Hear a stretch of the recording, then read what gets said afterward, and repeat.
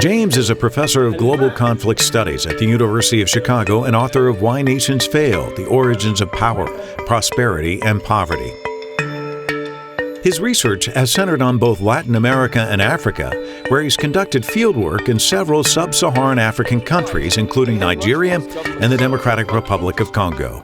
So here's an idyllic Congolese driving scene in a part of the world where I do a lot of research, the Democratic Republic of the Congo.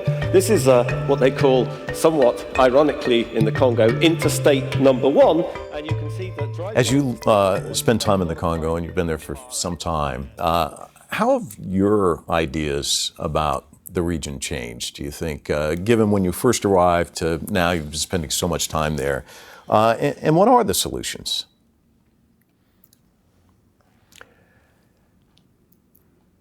Yeah, I mean, my opinion, it's like an archipelago, Congo, because it's so large, and but there's no roads, and there's domestic airlines, but they're rather dodgy, so it's very hard to get from A to B in Congo, So there's sort of isolated pockets, and I mean, I find that just absolutely fascinating. One of the things that I like about studying Africa is that just the incredible diversity of different societies and institutions and peoples and worldviews. And, to me, I just find that exciting, kind of intellectually and as a human being. We get so trapped into our silos and thinking about the world in particular ways. And, when Africa kind of shakes you out of that, I would say, I think that, what I've come to appreciate is how complicated many of these problems are to solve these political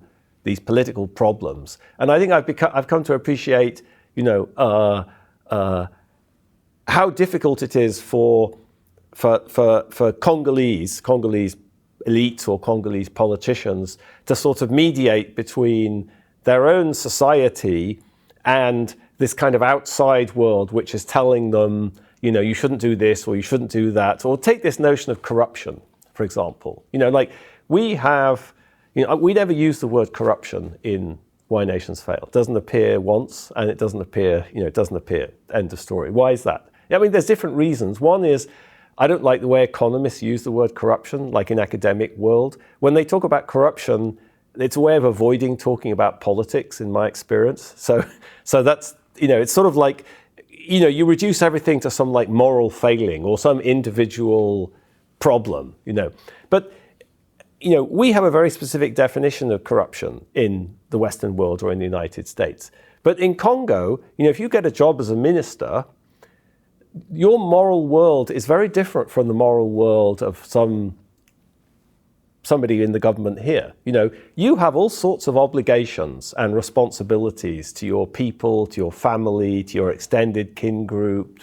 And if you don't use your position to help them, you're violating the kind of moral order of the Congo, okay? So that sounds like a sort of crazy thing for us, you're just rationalizing corruption.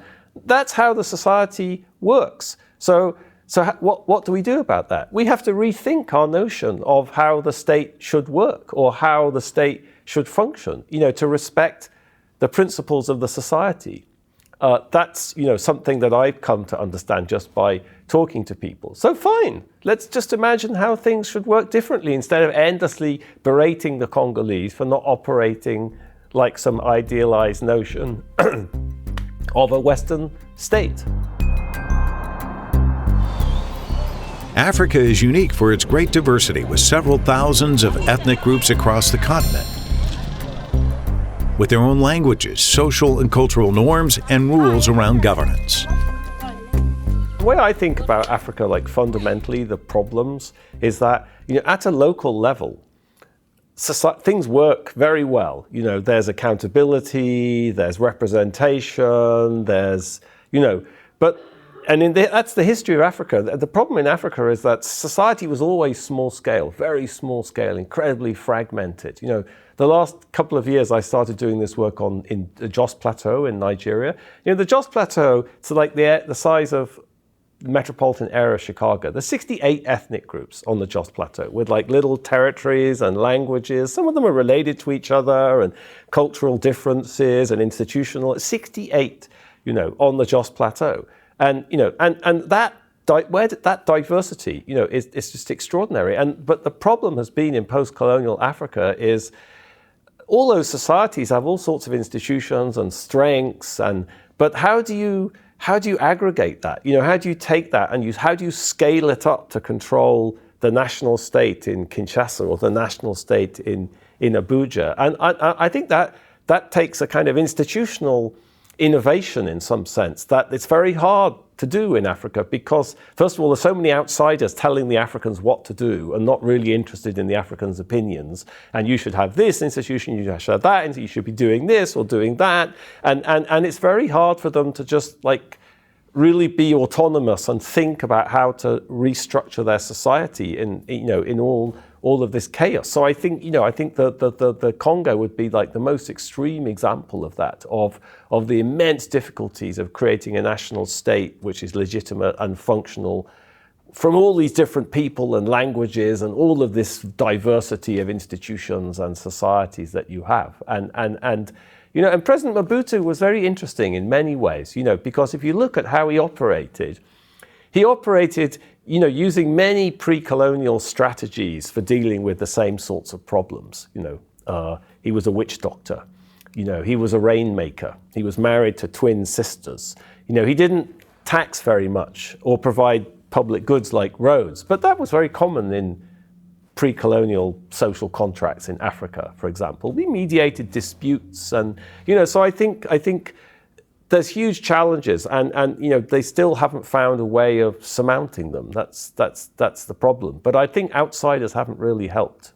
I'm not pessimistic about Africa, actually. I think if you talk about Kenya, and if you talk about many parts of Africa, Nigeria, southern Nigeria, one thing about Africa, which is very like China, is that Africa is based on achievement. It's society based on achievement. There's no caste system. There's no, like India, there's no kind of staggering inequality and hierarchy like you have in Latin America. If you're good, you can get to the top in Africa, and everyone will respect that and celebrate it. And so that's a fundamental underpinning of a kind of successful economic society. You take the Kikuyu people in Kenya; they're staggeringly entrepreneurial, but so that's just Nigeria. Think about China when Deng Xiaoping managed to sort out stuff at the late 1970s, and then suddenly all this latent energy kind of exploded, and China started growing at 10% a year. That could easily happen in Nigeria. All that energy and talent that you have, if you've been in Nigeria, it's just staggering. So there's lots of real pluses in Africa, and the Congolese also same thing, super entrepreneurial and sophisticated, but they have to solve these kind of social contract problems and find a national set of institutions that people find legitimate, and there's lots of perverse political incentives there, and that's not an easy challenge, but it's easy to imagine scenarios where Africa starts doing something completely different. Yeah. One final question. I know you say you come out with a book every 5 years, so we have to wait for the next one. What are you tinkering with now? What are you thinking about as you look into the future? Yeah, I'd like to write a book. I'd like to write a book about African development. I've been teaching African development for 20 years. I think I have a narrative, and there's nothing good written about Africa. There's so much ignorance and about the way things work in Africa and the way it is, and so that would be. I don't know if that would be that may be a more academic book, but it's also something that a lot of people care about and are interested in. So we've found it very rewarding being able to kind of stick our heads out of the ivory tower and talk to people or meet people that normally we'd never meet, and that's been something that's been very exciting and fulfilling. So I think that would be, I don't know what our agent would say, but that's something I need to get off my chest. Well, thank you so much. Appreciate it.